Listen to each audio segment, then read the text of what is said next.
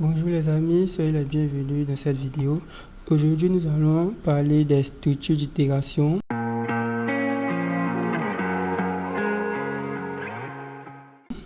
Selon Google, une structure d'itération, c'est lorsqu'on répète plusieurs fois la même action. On appelle ça l'itération. En programmation, ça va nous permettre de générer plusieurs suites d'instructions, par exemple répéter plusieurs fois la même chose du genre afficher bonjour 1, bonjour 2, bonjour 3, bonjour 4, ou bien afficher par exemple la table de multiplication 1 fois 1, 1 fois 2, 1 fois 3, 1 fois 4, ainsi de suite. Donc on va retourner maintenant dans le code. D'abord on va commenter ça, on va commenter tout ça. Ok, donc je vais commenter ça. Et au niveau, pour déclarer ma structure d'itération, on va commencer par la boucle for. D'abord, on a la boucle for. Bon, ici, selon la documentation, je n'ai pas vu la boucle tant que la boucle while.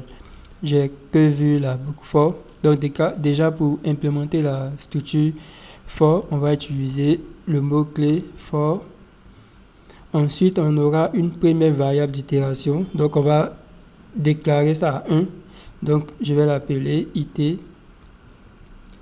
itération 2 points égale et je vais mettre 1. Là, je fais point virgule et ensuite, je vais mettre une condition. Donc, je vais dire si itération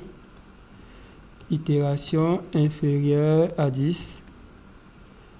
Bon, là, je vais dire inférieur ou égal à 10, point virgule, et je vais en faire encore itération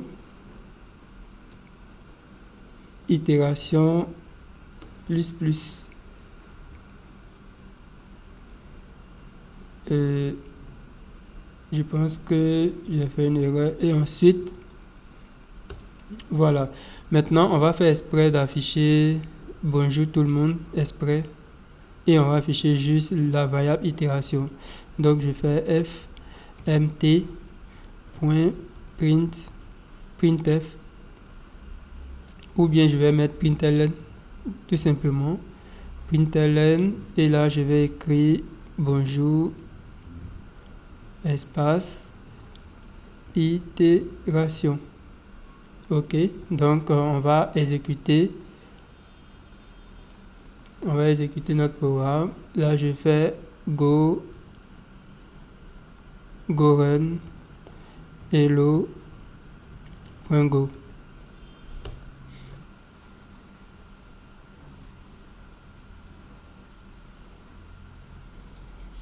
Vous voyez que ça a affiché bonjour 1, bonjour 2, bonjour 3, bonjour 4. Arrivé à 10, il a affiché bonjour 10. Et lorsqu'il est arrivé à 1, lorsqu'il va rentrer au niveau de la boucle, arrivé à 11, il va voir que la condition n'est pas vérifiée, donc il va continuer son chemin. Et donc, vous voyez un peu à quoi servent les boucles. Ça permet de répéter plusieurs fois. Maintenant, on va faire un petit exercice. On va demander à l'utilisateur de saisir un nombre et on va utiliser la fonction scan pour récupérer ce nombre. Donc, je vais récupérer ça. Je colle. Bon, là, je vais lui demander de saisir un nombre. Donc, je vais appeler ça nombre. Et je vais déclarer une variable de type entier. Donc, je fais var nombre int. Ok. Voilà. Donc, ici, on va demander de saisir un nombre. Voilà. Donc, ici, je vais lui demander de saisir un nombre. 2 points. Bon, là, je vais retirer ça. Ok. Donc, il va saisir un nombre. On va lui demander d'afficher la table de multiplication de ce nombre. Donc, on va déjà commencer par afficher ici. On va afficher le caractère X. Et là, on va afficher d'abord le nombre en question. on affiche le caractère X et ensuite on va afficher itération. Bon, voici itération et ensuite je vais afficher le caractère égal et ensuite on va mettre une parenthèse nombre. On va multiplier le nombre par la variable itération. Donc pour afficher, donc je mets astérisque itération. Voilà. Donc logiquement, lorsqu'il va afficher tout ça, il va boucler à chaque fois et il va afficher la table de multiplication du nombre que l'utilisateur aura saisi. Donc on va exécuter. D'abord, je vais faire CLS et je vais réexécuter et faire go, run hello.go. Maintenant, on nous demande de saisir un nombre, donc je vais mettre 4.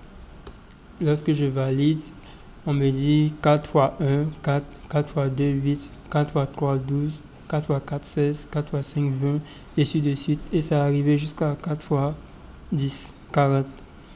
Si je réexécute, et cette fois-ci, je vais mettre 7 et je valide. Et là, ça affiche la table de multiplication de 7. Donc, vous voyez un peu à quoi servent les itérations parce qu'on aurait pu afficher la table de 1 et puis après on venir réécrire encore pour afficher la table de 2. Après on venir réécrire. Donc, ça permet quand même de boucler cette suite d'instructions en même temps et ça affiche à l'écran. Donc au fur et à mesure, tant qu'il n'est pas arrivé à 10, il ne va pas s'arrêter. Donc on peut lui demander d'arriver jusqu'à 20 si on veut, parce que là j'ai testé une condition. Ici c'est la variable d'itération. J'ai déclaré une variable locale. Donc pour déclarer une variable locale, on met le nom de la variable, 2 points égales et on l'initialise en même temps. Là, ça a déclaré la variable et ça a initialisé en même temps. Donc, c'est une variable locale. La variable locale sera disponible uniquement dans la boucle. Lorsqu'on sort de la boucle, cette variable n'a aucune portée à l'extérieur de la boucle. Donc, c'est ici qu'il pourra intervenir. Par contre, cette variable, la variable nombre, elle est globale parce qu'elle intervient à l'intérieur de la boucle et puis elle intervient à l'extérieur aussi de la boucle. Donc, c'est vraiment utile d'utiliser les boucles. Si vous avez des difficultés à comprendre, dites-le moi en commentaire et je ferai d'autres vidéos pour vous expliquer. On se retrouve à bientôt pour une prochaine vidéo.